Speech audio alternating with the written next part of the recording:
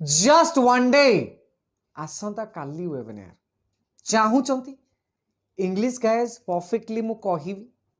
निश्चित आप English perfectly कहे चाहूँगी भी इंग्लिश करेक्टली लिखी आपण परफेक्टली इंग्राजी लिखिबे मु करैकी देवी किछि भाबंतु ने इट्स माय वर्ड्स सेतिकी डेडिकेशन सेतिकी इफेक्टिवनेस सेतिकी गाइज फोकस रहिबो आपण ऊपर जीवन रे जहाँ ड्रीम आपण देखिचंदी मु पूरा करेबी पछर लगे जी गैस 101% मोर एफर्ट रहा आपण पाखु ओनली घंटाटे दिने नु दी दिन नु कहूँ 90 दिन टाइम बाहर करंतु किछि भाबंतु नहीं समय आपण पाखे निश्चित हम समय काली संध्या 7टा टाइम बाहर करंतु तले थिया नंबर रे निज डिटेल्सटा पठांतु मु आसंता काली रो वेबिनारटा जॉइन करंतु गैस जदि टाइम टिके इफेक्टिवली दे दे आपण आज टाइम देबे काली आपण को ग्रोथ आसीबो जो लेवल आज अच्छी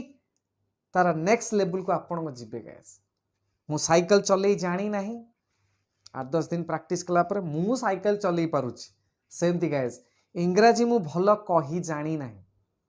मु इंग्राजी भल कहूची मते ईमेल राइटिंग परफेक्टली आसु नहीं मु ईमेल परफेक्टली लिखुची मु निजको प्रेजेंट इफेक्टिवली करि पारु नहीं मु इफेक्टिवली प्रेजेंट करूची डिफरेंस मात्र 90 डेज